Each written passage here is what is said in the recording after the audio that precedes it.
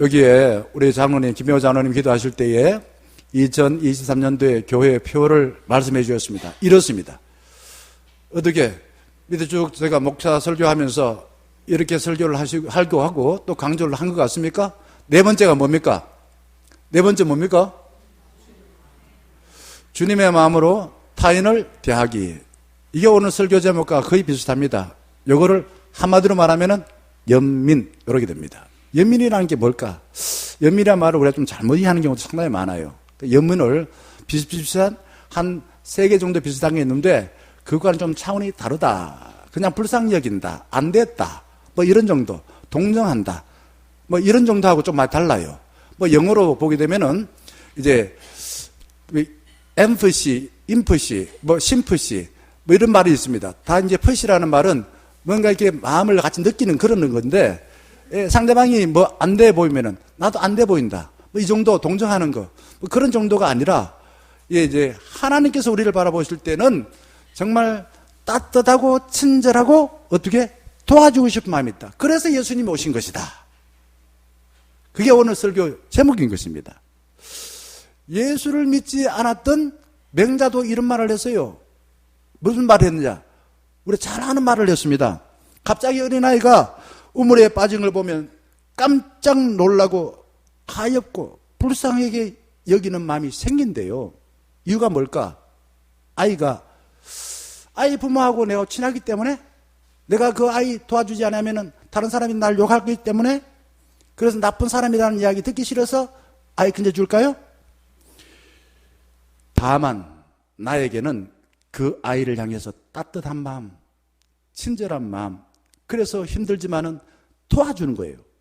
이게 없으면은 사람이 아니다. 그래서 한마디로 말하면 측은지심, 인간이라면 측은지심을 가져야 된다라고 말하고 있습니다. 예수님은 8복 중에서 5번째 복을 이렇게 말하고 있습니다. 어떻게 하는 사람이 어떻게 여김받는다고요? 예수님은 긍휼히 여기는 자는 하나님께서 그를 긍휼히 여겨주시는 복을 받는다. 내가 다른 사람을 긍휼히 여기면은 하나님께서 나를 불쌍히 여겨서 하나님 약속하신 그 복, 구원의 복, 그리고 나에게 풍요의 복, 그런 복을 주신다라는 겁니다. 그러니 우리가 다른 사람을 긍휼히 여겨야 되겠죠. 그래서 저는 이 긍휼이란 말을 한번 좀 이렇게 깊이 생각해 보고자 이렇게 적어봤습니다. 긍휼이 뭘까? 무엇을 뭐 하는 거요? 불쌍히 여기는 거다. 안 됐다. 이 정도로 가지고 긍휼이라고 다 말하기 어려워요. 요것도 있긴 있어요. 그 다음에 안타깝게 여기는 동정심, 그 사람 마음하고 나하고 같은 마음이 되겠지. 네가 아프니까 내가 아프다. 네가 잘 되니까 내가 기분 좋다. 이런 동정심. 그 다음에 상대방의 아픔에 감정이 이입되어서, 이게 공감이에요. 공감. 요즘 공감의 시대라고 이야기합니다. 공감. 그걸 넘어서 가지고 상대방의 아픔을 친절하고 따뜻하게 돌봐주는 거. 그래서 저는 마지막 친절하고 따뜻하게 돌봐주신 분이 예수님이시고 하나님이시고, 그래서 우리는 그의 자녀이기 때문에 다른 사람도 또 나를 따뜻하고 친절하게 돌봐주는 거다. 마지막 돌봐준다라는 것은 행동, 액션을 취하는 겁니다. 어떤 행동을 취하는 거예요. 여기까지 가야 진짜 긍휼이 이기는 거다라는 것입니다. 연민은 나 자신과 화해하는 것입니다.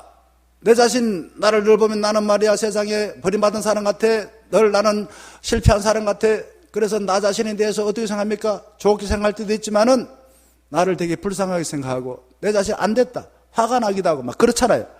이게 연민을 느끼는 것은 나 자신과 화해하는 거다. 나 괜찮아. 나 하나님이 나를 볼 때 우와 이렇게 말씀하신 보기에 좋다라고 하신다는 거죠. 나의 위치나 역할상에서 때로는 일을 잘 못할 때도 있습니다. 나약하고 불안할 때도 있습니다. 나의 분노와 나의 슬픔을 가질 때 있습니다. 내가 할 수 있는 것과 할 수 없는 것이 있습니다. 그런데 이 모든 것, 할 수 있는 것과 하지 못한 것, 좋은 것과 나쁜 것, 그 있는 모습 그대로를 따뜻하게 친절하게 받아들여서 도와주는 것이 연민이다 라는 것입니다. 누가 그랬나? 예수님이 그랬다 이거죠. 나중에 제가 본문을 가지고 이야기하겠습니다. 그랬다 이거죠. 그런데 우리는 내가 기대한 것을 하지 못했어. 나는 그것도 못한 바보놈이야. 애들 방에서 그래요. 니는 그것도 못하나? 니 머리 왜 달고 자고 있나? 그 문제도 못 풀었나? 애들 만나기만 하면 이렇게 가혹하게 다룹니다.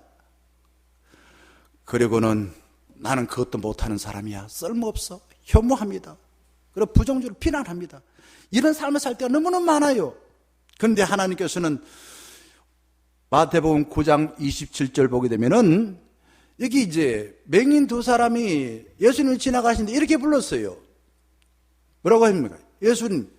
예수께서 거기에서 떠나가실 때 두 맹인이 따라오매 소리 질러 외칩니다. 말합니다. 뭐라고요? 부릅니까? 예수님! 이렇게 할 수도 있는데 다윗 자손이요! 라는 것은 이게 역격이죠. 그러니까 예수님은 우리가 이게 성경에서 말하고 있는 메시아라 이거죠. 그리고 우리를 어떻게 해달라고요? 불쌍히 여겨달라. 우리를 따뜻하게 친절하게 여겨서 도와달라. 두 사람이 그렇게 예수님에게 요청을 하고 있다 이거죠. 예레미야서 31장 20절 보게 되면은 하나님께서는 자기 백성들을 어떻게 바라보셨을까? 여기 보게 되면은 에브라임은 이렇게 나오니까 에브라임은 이스라엘은 내가 약속하고 또한 출애굽시키고 여기까지 인도해준 백성이요 이런 뜻입니다. 이 자들은 나의 사랑하는 아들 기뻐하는 자식이 아니냐? 그런데 말이야 네가 지금 내가 버린 걸로 생각하니 너를 혹독하게 대한다고 생각하니 이렇게만 묻습니다. 내가 그를 책망하여 뭐할 때마다 깊이 생각하노라. 그러므로 그를 위하여 내 창자가 어떻게 됐다고요? 들끓으니라. 이게 말이 좀 이렇게 창자가 들끓는다. 창자가 꿈틀꿈틀거린다. 이게 이제 나중에 보면 애간장이 녹는다. 이런 의미예요. 내가 반드시 그를 내가 선택한 너희를 불쌍히 여기리라. 연민을 느끼리라. 그래서 도와주리라. 이 불쌍이라는 말을 우리가 자주 쓰는데 이게 헬라어로는 이런 뜻이에요. 헬라어로 단어가 이렇습니다. 뭐 몰라도 상관없는데 그렇다라는 걸 조금 한번 드러나 보시면 좋겠습니다. 엘레오스예요. 그 다음에 히브리어로는 뭐냐면요. 이겁니다. 라함입니다. 이게 뭐냐 이게? 이게 뭐냐 이게? 처음 보는데 그게 뭐가 중요하냐? 이거는요. 이런 거를 표현합니다. 어머니의 자궁이나 사람의 내장을 말합니다. 어머니의 자궁에 있었던 아이가 아프니까 엄마가 애간장이 놓는 거예요. 엄마의 그 몸이 그냥 창자가 꿈틀꿈틀거리는 거예요. 부모가 이 자식을 바라볼 때마다 자식이 정말 안 된 형편에 있으면은 그냥 말이야 내 오장육부가 꿈틀꿈틀거린다. 누가 그러냐? 하나님이 우리를 만드시고 우리를 구원해 주셨는데 우리를 볼 때마다 그런 마음을 가지고 계신다라는 것입니다. 하나님께서 창조하신 인간의 모습을 볼 때에 어떤 마음을 볼까요? 부모의 마음으로 보는 거예요. 내가 만들고 내가 너를 구원했고 내가 너를 여기까지 인도하지 않았나? 그러니까 우리를 볼 때마다 창자가 끊어지는 아픔을 느끼고 있습니다. 이거를 한자로는 오늘 공부 많이 하는데 한자로는 끊을 단자에다가 창자장자입니다. 그래서 붙이면 뭐가 됩니까? 단장. 노래가 있죠. 단장의 미아리 고개. 저는 미아 이동에 살아서 서울에 5년 살았습니다. 그래서 미아리 고개를 많이 넘어갔습니다. 왜 이 미아리 고개를 단장의 미아리 고개라고 했을까? 이유가 뭘까요? 6.25 때 그 미아리 고개 넘다가 사람들이 엄청나게 죽었다는 거예요. 그러니 이 미아리 고기만 생각하면은 사람들이 죽은 것을 느껴가지고 창자가 끊어진 같은 고통을 느낀다는 겁니다. 이거를 순수한 우리말로 말하면은 애간장이 녹는다, 탄다 이런 말을 합니다. 애가 뭘까? 애가 뭘까요? 사랑의자가 아니고 여기가 창자란 겁니다. 창자를 한문인데 이게 순수한 우리말로는 애입니다. 애.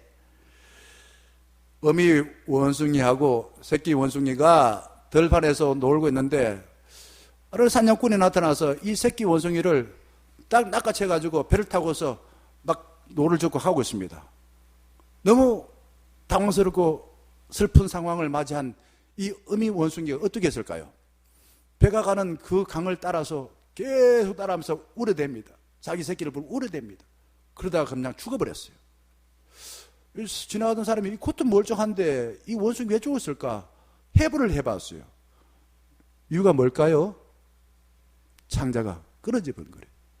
자기 새끼가 저 포수한테 사냥꾼한테 붙잡혀가지고 가니까 이제 죽었다 싶어서 너무너무 슬퍼하다가 창자가 그냥 끊어져서 죽어버린 거예요. 자, 우리는 도대체 어떤 일로 누구를 위해서 이렇게 애간장이 녹는 것 같은 그런 마음이 들 때가 있습니까?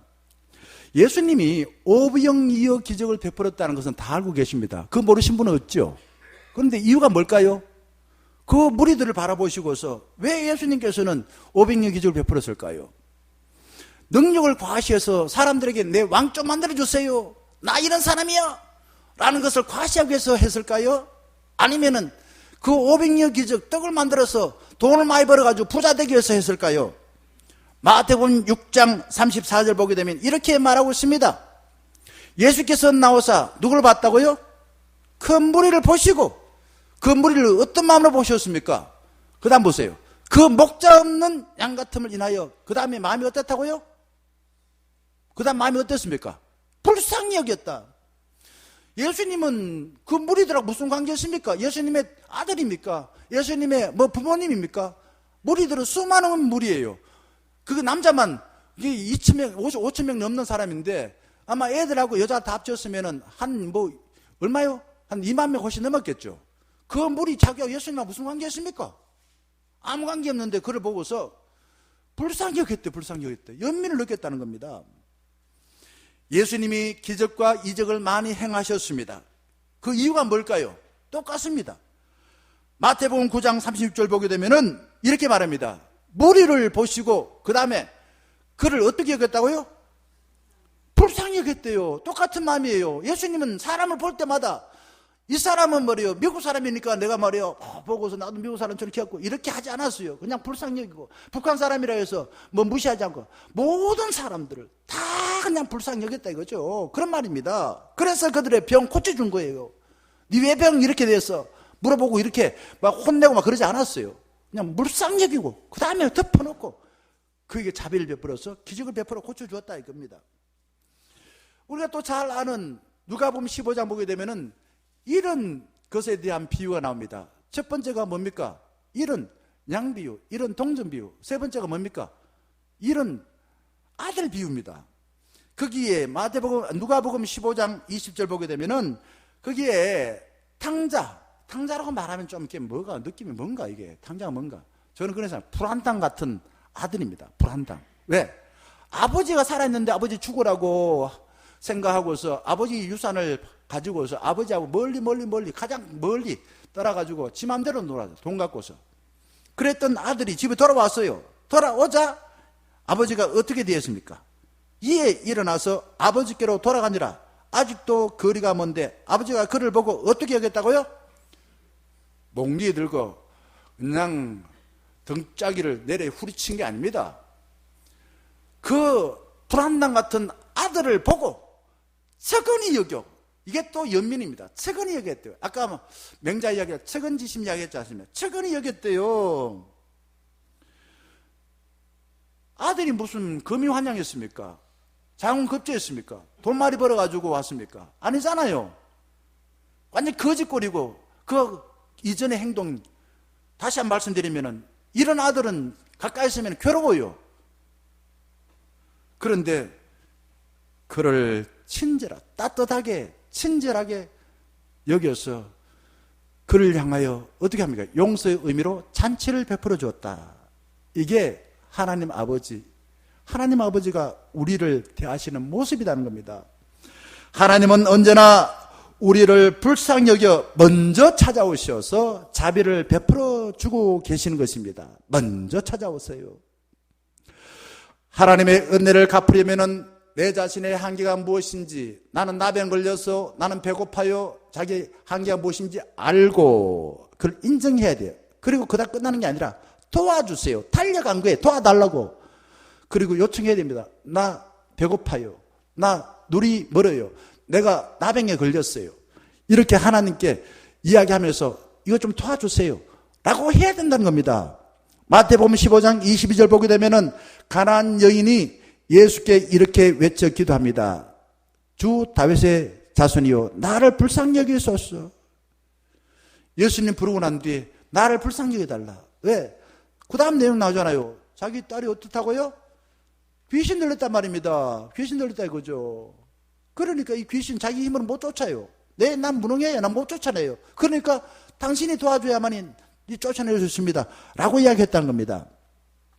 마태복음 23장 24절 보게 되면은 왜 예수님은 그 당시 가장 성경을 많이 알고 가장 경건하다고 말하는 바리새인들에게 화 있을진저 라고 말했을까요? 저는 여기 너무너무 관심이 많습니다. 앞부분 이런 거 잘했어요. 너희가 박하와 회향과 건제 11조는 들이대 이렇게 말합니다. 그 다음 문제입니다. 율법에 더 중요한 거, 더 소중한 거 그게 뭡니까? 정의와 긍휼과 믿음은 버렸도다 라는 겁니다. 그 다음에 예수는 이렇게 말합니다. 이것도 행하고 저것도 행해라. 앞에 것도 행하고 뒤에 것도 행해라.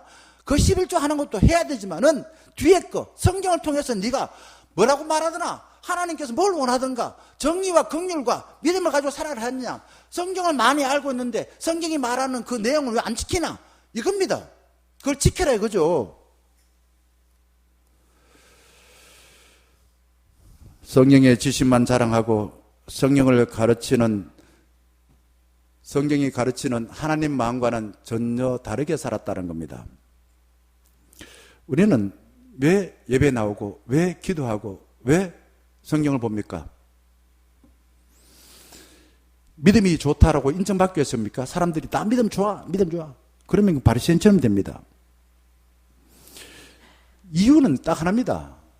주님의 마음을 본받는 자, 예수 그리스도의 마음을 본받는 자, 그리스도를 본받아 사역적 훈련의 책을 그가고 했습니다.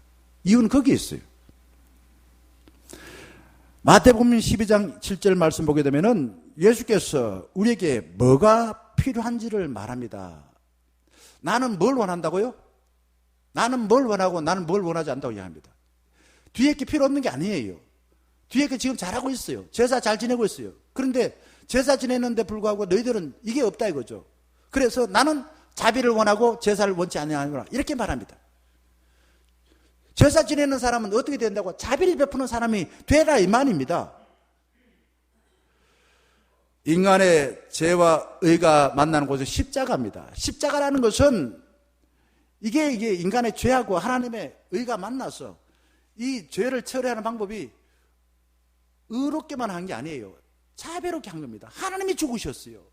그게 죄를 처리하는 방법입니다. 결국 십자가를 생각하면은 죄는 나쁘구나 하는 걸 알지만은 죄를 해결하는 방법은 하나님의 따뜻하고 친절하고 도와주는 마음을 가지고 하나님이 죽으셨구나 이렇게 생각을 해야 됩니다. 누가복음 10장 33절과 34절 보게 되면은 선한 사마리아 이야기가 나오고 있습니다. 너무나 잘 알지요. 거기에 강도 만난 사람이 한 사람 피를 철철 흘리며 죽어가고 있습니다. 그때 누가 먼저 첫 번째 등장합니까? 연극을 이야기하거나 영화를 볼 때 첫 번째 등장한 사람이 누굽니까? 제사장입니다. 두 번째 등장한 누굽니까? 레위인입니다. 이 사람들은 누굽니까? 교회 지도자입니다. 요즘 말하면은 교회 목사고 교회 뭐 장로님이나 권사님이나 중직자라 이거죠. 그들이 강도 만난 사람을 보고서 어떻게 했다고요? 그냥 지나갔어요.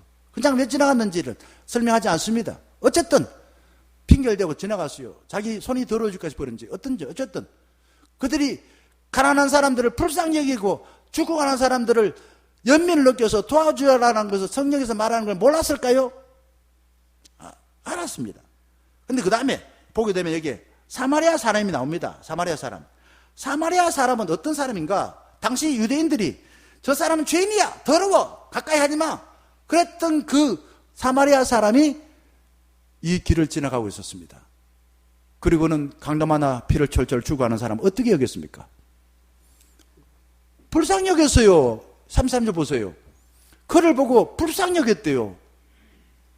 이 사람이 사마리아 사람이 성경을 얼마큼 아는지 그건 잘 모르겠어요. 그런데 하나님의 마음을 가지고서 불쌍히 여겼대요. 그 죽어가는 사람을. 그 다음에 보세요. 34절.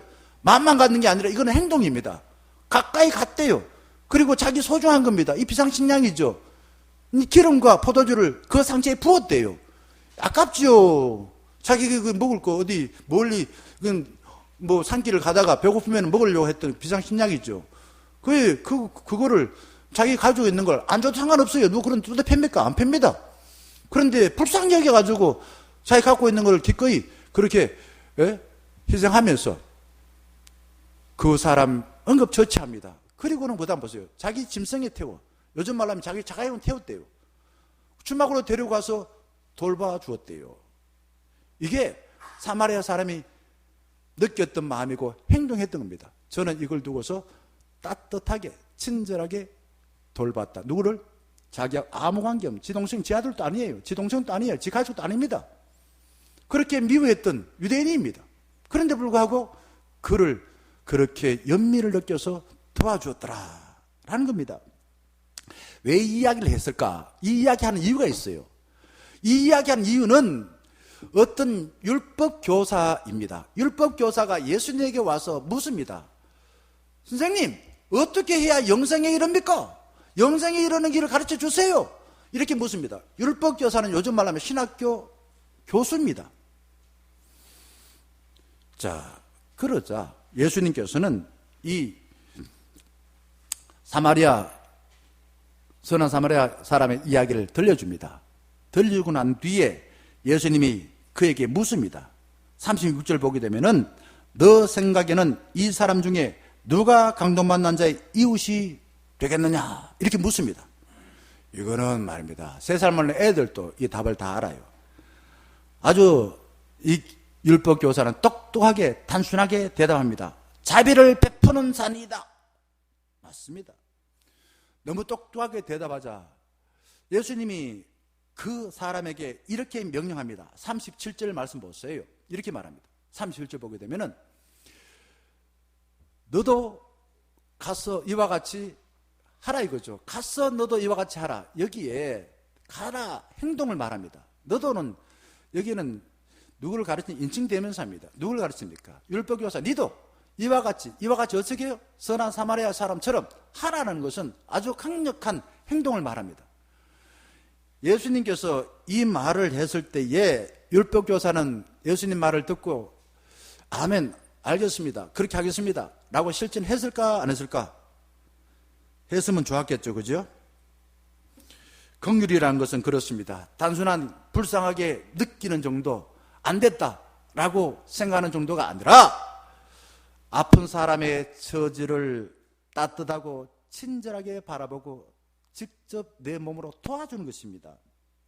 우리는 비참한 사건을 보거나 안 좋은 이야기를 듣게 되면 이렇게 기도하면 좋습니다. 제가 한번 그 기도를 알려드리겠습니다. 기리에 엘레이손. 기리에 엘레이손 걔도 좋고 기리에 엘레이손 아주 단순하죠. 기리에 엘레이손 뭔데 그게요? 무슨 주여 우리를 불쌍히 여기소서 이겁니다. 기리에 엘레이손. 하나님의 눈으로 아픈 당한 사람을 친절하게 살펴보아서 예수 그리스도의 심장으로 도와주려고 한다라는 것입니다. 아름다운 사람은 다른 사람의 아픔을 나의 아픔으로 여기고 따뜻하고 친절하게 마음을 느껴서 직접 도와주려는 사람입니다. 인간성을 잃은 사람은 상대방의 아픔을 듣고도 사람으로 보지 않고 측은지심으로 느끼지 않고 물건 취급, 그림자 취급을 하는 것입니다. 좀 죄송하지만은 하이데거 철학자 하이데거를 통해서 좀 더 분명하게 이야기해드려요. 하이데거는 사람과 물건 차이를 이렇게 말합니다. 사람은 서로에게 영향을 주고받는다. 저는 많은 사람이 영향을 주고받았던 것 같아요. 우리 부모님 통해서 영향받았고 또 많은 목회자, 신학교수, 또 뭐 선생님들, 많은 친구들, 선배들 영향을 받아서 안 받으면 저는 사람이 아니죠. 물건이죠. 근데 물건은 어떻습니까? 함께 있어도 영향을 받지 않습니다. 사람이 놓아둔 대로 그대로 가만히 있어요. 그래서 사람에 비유하자면 사람이 물건처럼 된 것은 무감각합니다. 아무 감각이 없어. 사람 봐도 이제 본청만측해. 본청만측해. 늘 그냥 심각해 얼굴이. 그냥 따뜻하지 않아. 친절하지도 않아. 그는 사람이 좀 뭔가 인간성을 잃어버렸어. 늘 뭔가 억압받은 것 같아. 뭔가 그건 상처가 많은 것 같아. 무능력해요. 이게 이제 어떤 물건의 모습이 아닌가 하는 생각입니다. 그래서 하이데거는 물건을 두고서 자인이라고 독일어로 말하고 인간을 두고서 다자인. 무슨 뜻이냐 이게. 다자인이 뭐고 자인이 뭐냐. 그냥 있다라는데 물건은 그냥 있어. 그냥 가만히 있어. 사람이 놔둔 대로 그냥 있어. 근데 인간은 놔둔 대로 있는 게 아니고 사람이 만나던 물건을 보든지 자연을 보든지 뭐든지 영향을 받는다 이거죠. 그냥 주고받고 이렇게 하는 게 사람이다. 그래서 한마디로 말하면은 세계 내적 존재다. 이렇게 말하고 있습니다. 시인 정현종 씨는 아주 짤막하게 사람을 이렇게 말합니다. 사람이 온다는 것은 실로 어마어마한 일이다 라는 겁니다. 지긋지긋하다 이렇게 생각하십니까? 어마어마한 일이다. 지난주에 우리 차유숙 성도님이 등록을 했습니다. 그분이 등록을 해서 우리 함께 가족으로 지낸다는 것은 어떤 의미가 있을까요? 65년 동안의 삶을 살았던, 나하고 다른 삶을 살았던 어마어마한 삶을 살았던 사람을 만나는 기쁨을 누릴 수가 있는 것입니다. 하나님은 저주받아 마땅한 우리에게 저주의 심판을 내리지 아니하셨습니다. 대신 우리를 따뜻하고 친절하게 도와주시려고 자비를 베풀어 주신 것입니다. 그 증거로 예수를 이 땅에 보내주셨습니다. 이미 하나님의 긍휼을 받은 자로서 머리로만 알고 기억하는 끝난다. 그러면 우리도 역시 강도 만난 자를 보고서 그냥 지나치는 제사장과 레위인 될 수 있습니다. 이제부터 우리는 어떻게 살아야 될까? 주님으로부터 이미 받은 긍휼을 내 마음에 기억하시기 바랍니다. 그래서 내 마음이 좀 따뜻해지면 좋겠어요. 그래서 다른 사람에게도 따뜻하고 친절하게 대하는 그 주님의 마음을 흘러보내면 좋겠습니다. 주님의 마음이 내 마음에 있어야 다른 사람한테도 흘러보내겠죠. 은혜는 그렇습니다. 은혜는 그냥 겨우 그냥 살아가는 게 아니라 넘치는 겁니다. 넘치는 거예요. 은혜는 다 그래요. 과분한 겁니다. 그래서 내 혼자만 감당하지 못해요. 우리 마음에 있는 분노가 아니라 그리스도의 그 마음, 주님의 그 은혜가 나도 모르게 다른 사람에게 나타나는 거. 그게 연민인 것이에요. 나병 환자는 자신의 병이 어떠한지를 분명히 알고 도와줄 주님께 달려가서 무릎을 꿇습니다. 이렇게 말합니다. 선생님, 하시고자 하시면 저를 깨끗이 고칠 수 있습니다. 예락원에서 목회하는 선배가 있습니다. 이름이 김강수입니다. 그 선배가 거기에 있는 분의 이야기를 가끔 했습니다.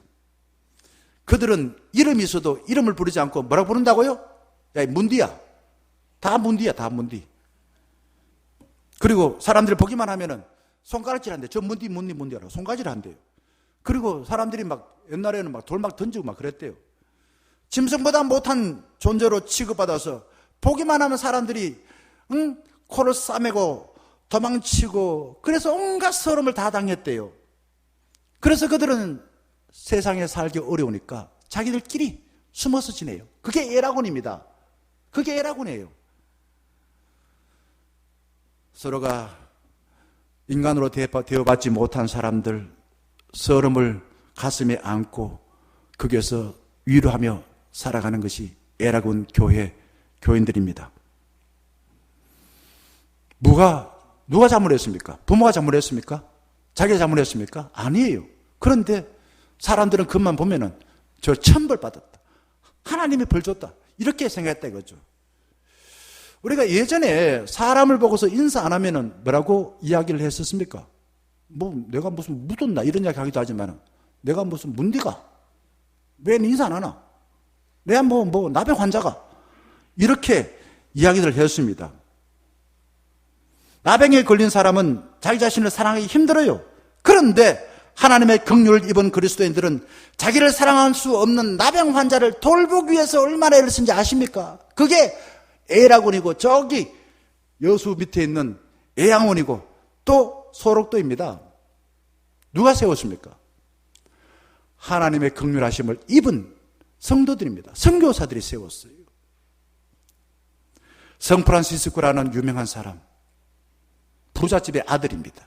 그런데 하나님의 긍휼하심을 입고 은혜를 받고 난 뒤에 나도 저 사람처럼 살지 못하는 저 사람들, 나병 환자를 돕고 살아가야 되겠어. 그런데 세상 살면서 나 같은 사람은 늘 그냥 좀 벽을 쌓아두고 안 다가오려고 그러니까 하나님 저 사람 돌보기 위해서 나도 좀 나병에 걸리게 해주세요. 이렇게 기도했습니다. 그 사람이 주여 나를 평화의 도구로 라는 유명한 찬양을 작사한 것입니다. 우리 교회는요, 이번 예수님이 태어나신 성탄절을 맞이하여서 하나님이 어떤 의미로 예수님 이 땅에 보내주셨나? 하늘의 영광을 다 버리시고 낮고 낮은 이 땅에 인간의 몸을 입고 예수님 보내주셨어요. 무슨 의미였습니까? 하나님 마음이야. 내가 너를 불쌍히 여겨서 너가 갖고 있는 죄 문제를 내 아들 통해서 해결해 주길 원한다. 이걸 성탄절에 우리는 깨달았고 이제 성탄절에 우리가 성탄 나무를 만들려고 합니다. 그래서 성도님들이 작년에 됐습니다만은 선물 한 가지 이상씩 내놓으면은 그거를 우리가 성탄절 전후로야 나무에다가 이렇게 주렁주렁 달거나 탁자에 놓아서 우리 지역에 있는 분들 필요하신 분들 나누려고 그렇게 생각하고 있습니다. 그러면 어떻게 해야만이 나 자신을 제대로 사랑할 수 있을까요? 나병 환자가 꼭 나병이라는 병에만 걸려야 나병 환자인가? 무감각하고 그냥 내가 물건처럼 취급당하고 그렇게 하면은 나 자신 사랑하지 못하는 거예요. 하나님께서 우리를 보실 때에 내가 너를 사랑한단다. 와우, 우와 이렇게 말하는데 우리는 그렇게 생각을 잘 안 해요. 그럼 어떻게 해야 나를 사랑할 수 있을까? 나병 환자는요, 평소에 들어왔던 사람들이 자기를 지적하고 비난하고 했던 말을 다 내려놓고 사람들이 예수님에 대한 소문을 이야기하면 예수 만나야지. 예수 만나야지. 이게 복음이에요. 저것이 나를 살리구나 라고 생각하고 예수님께 득달같이 달려왔습니다.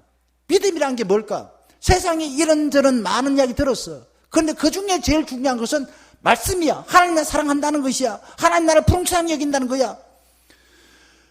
예수님이 주신 말씀이나 목사가 하는 설교를 세상에 가르치는 진리 중에 하나다 이게 아니에요. 그 모든 것 중에 가장 좋은 게 진리다. 이게 믿음을 갖고 살아. 하나님 말씀이 나에게 진짜 좋은 거야. 나머지는 그보다 두 번째, 세 번째 좋은 거야. 이렇게 생각하는 게 그게 믿음인 것입니다. 우리가 경제력이나 외모나 학벌로 나 자신을 바라보면은 늘 나 자신은 나병 환자처럼 취급당할 수가 쉽습니다. 그래서 나를 사랑할 수가 없어요. 하지만 나병 환자는 어떻습니까? 사람들이 말하거나 세상의 평가가 아니라 사람들이 예수님에 관한 소문을 말해 주었을 때 그 말을 듣고 나도 예수님한테 달려가서 따뜻하게 친절하게 도와주시는 그 은혜를 받아야지. 그 하나의 마음을 가지고 예수님께 나가지 않았습니까? 예수님은 우리를 사랑하고 계십니다. 이 사실을 믿을 때 나야만이 내 자신을 사랑할 수가 있는 것입니다. 40절 말씀 보게 되면 나병 환자는 그동안 들었던 모든 잡념들을 다 내려놨습니다. 뭐 이런저런 약속 시간 다 필요 없어. 그건 나중에 지킬게. 내가 더 중요한 일이 있어. 그러면서 예수님 좀 만나러 가야 돼. 예수님 따뜻하고 친절한 돌봄을 내가 받아야 돼. 그런 마음을 가지고 예수님께 달려나온 거예요. 그게 40절 이야기입니다. 그리고 나와서는 저를 깨끗하게 할 수 있습니다. 예수님 능력을 알고 그렇게 이야기한 거예요. 우리가요, 내 자신을 사랑하는 데는 전문가들은 4가지만 있으면 된대요. 첫 번째가 뭐냐? 잠만 잘 자라. 잠을 잘 자라 이거죠. 그래서 사랑하는 자는, 하나님 사랑하는 자는 뭘 준다고요? 잠을 준대요. 그런데 몸이 아프면 잠이 안 와요. 나이 들면 자꾸 근심이 많아 잠이 안 와요. 잠을 잘 자면 된대요. 두 번째는 뭐요? 잘 먹으면 된대요. 저는 이 2가지 중에서 생각도 잘 먹어야 돼요. 음식도 잘 먹어야 되는데 잘 먹는다는 말은 많이 먹는다는 거나 고급진 음식이 아니라 칼로리 맞는 내 몸에 칼로리 충분한 필요한 칼로리를 섭취한다 이거죠. 그 다음에 뭘까요? 내 몸이 어떤 것을 할 수 있도록 몸이라는 것은 내 생각하고 내가 하고자 하는 것을 해야 되잖아요. 이걸 할 수 있도록 하기 위해서 운동만 잘하면 된대요. 그 다음에 이게 이제 4번째는 나의 몸으로 건강하기 위해서 기도를 해야 된다 이거죠. 뭐 일반적인 이야기는 명상을 하라 이거죠. 명상. 기도하면 바로 하나님이 나를 사랑한다는 이야기 안 들립니다. 기도하면은 내가 살아왔던 내 자신의 삶이 그대로 다 드러나요. 내가 어떻게 살았는지, 실패했는지, 잘 살았는지, 못 살았는지 다 실패합니다. 이게 드러나니까, 오물처럼 막 나쁜 게 막 드러나니까, 기도하다가 막 불이 나게 도망쳐요. 그러면 그거를 하나님께 다 드러내야 돼요.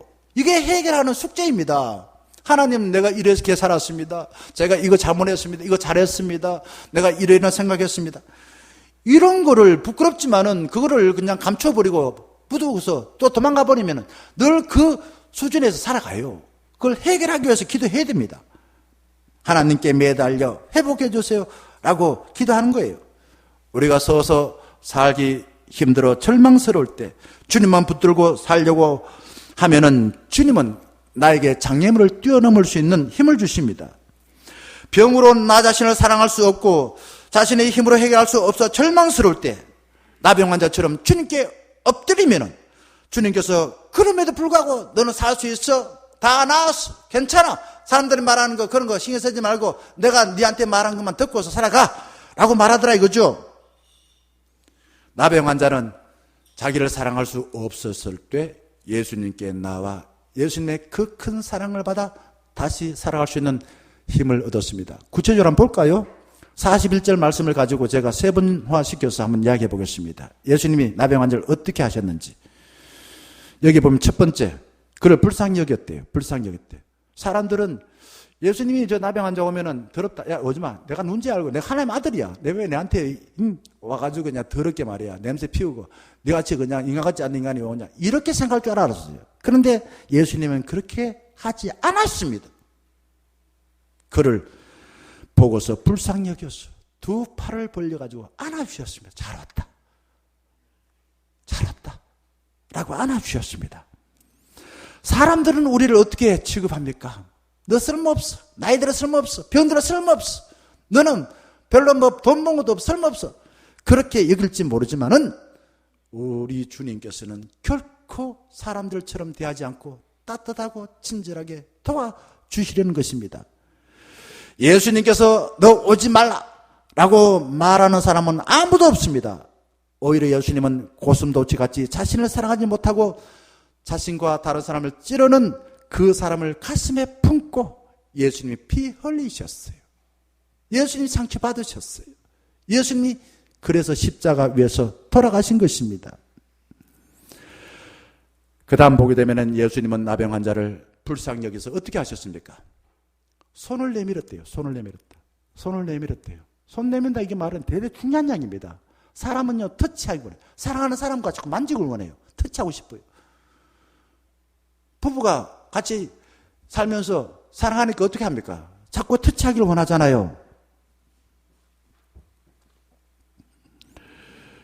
우리가 다른 사람들을 바라보실 때에 안아주고 악수하고 등을 토닥토닥거려주면 사람들은 좋아합니다. 예수님은 세상을 보때 버림받고 죄인으로 낙인 찍힌 나병 환자에게 누가 뭐라고 하든지 너는 나의 멋진 작품이야. 나의 사랑하는 백성이야. 아들, 딸이야. 라고 말씀하시며 직접 손으로 토닥토닥 괜찮다. 힘들었지. 라고 위로하시며 만져서 그를 멋지게 만들어 주셨습니다. 예수님은 자신을 사랑하지 못하는 나병 환자를 따뜻하고 친절하게 만들어서 주님의 마음을 느끼도록 하셨습니다. 그리고 너는 존귀한 사람이야 라고 거듭거듭 말씀해 주셨습니다. 그리고 마지막 41절 보게 되면 예수님은 나병 환자에게 내가 원하노니 깨끗함을 받으라 라고 말씀하셨습니다. 말씀이 능력으로 나타나서 나병이 고쳐져서 예수님을 떠나갔습니다. 자, 근데 이게 이제 몸이 깨끗해졌어요. 나았어요. 그런데 이 사람이 아직도 좀 미심쩍었겠죠. 왜? 오랫동안 너는 죄인이야. 더러워. 너는 쓸모없어. 너는 인간도 아니 짐승이야. 라는 이야기만 들었을 겁니다. 세상에 온갖 오물을 다 뒤집었으니까 예수님 깨끗하게 만들어주었는데 불구하고 아직도 더럽다는 생각이 머릿속에 있었을 겁니다. 그래서 44절 보게 되면 예수님은 이렇게 말합니다. 44절 이렇게 말해요. 뭐라고 말하냐면요, 세상에 나가지 마. 동네 가지 말고 먼저 누구한테 가라고요? 제사장한테 가라 이거죠. 권 있는 제사장한테 가서, 거룩한 일을 하는 제사장한테 가서 네가 깨끗해졌다는 것을 입증해라 이거죠. 표시를 받아라. 이렇게 말합니다. 왜? 사람 나가게 하면 또 온다, 저 온다 이러면서 더럽다고 코 사잡아지고 도망치고 돌 던지고 그럴 줄 알고 생각하니까. 하나님께서 우리를 죄에서 용서해 주셨습니다. 근데 우리는 이 죄 가운데 살아가기 때문에, 오랫동안 죄 가운데 살아왔기 때문에 여전히 나 자신이 나병에 걸린 사람처럼 더럽게 생각하고 나를 좋게 생각하지 못할 때가 많습니다. 사람들에게 인정받으려고 애쓰기보다도 먼저 하나님으로부터 인정받으시기를 바라겠습니다. 하나님이 나를 괜찮다, 너는 깨끗해졌어, 이런 일을, 즉 하나님으로부터 도장받는 일, 깨끗해졌다는 걸 도장을 받는 일에 열심을 내야 됩니다. 그래야 우리 이 세상에 살면서 나병 환자처럼 사는 게 아니라 나를 사랑하고 다른 사람을 따뜻하고 친절하고 그렇게 도와줄 수 있는 사람이 되어진다라는 것입니다. 그러기 위해서 우리가 예배를 중요하게 여겨야 돼요. 그러기 위해서 기도해야 됩니다. 그러기 위해서 우리가 말씀을 가까이 해야 돼요. 그래서 기회가 되면은 우리가 깨어서 기도하는 훈련을 해야 됩니다. 그거 안 하면은 나 자신을 사랑하지 못하고 다른 사람을 긍휼히 여겨서 따뜻하고 친절하게 도와주지 못합니다. 사랑하는 총녀가족 여러분, 주님만이 나를 살리는 분임을 아시고 달려와서 꿇어 엎드려 매달립시다. 예수님께서 나를 사랑하지 못한 우리를 물건 취급하지 않으십니다. 주님은 따뜻하고 친절하게 손을 내밀어서 우리를 어루만져서 괜찮다, 깨끗해졌다, 너는 나의 사랑하는 아들, 딸이야 라고 말씀하십니다. 주의 은혜를 받아 이제부터 다른 사람을 따뜻하고 친절하게 도와 살아가는 우리 모두가 되기를 주의 이름으로 간절히 축원합니다. 함께 찬양하겠습니다.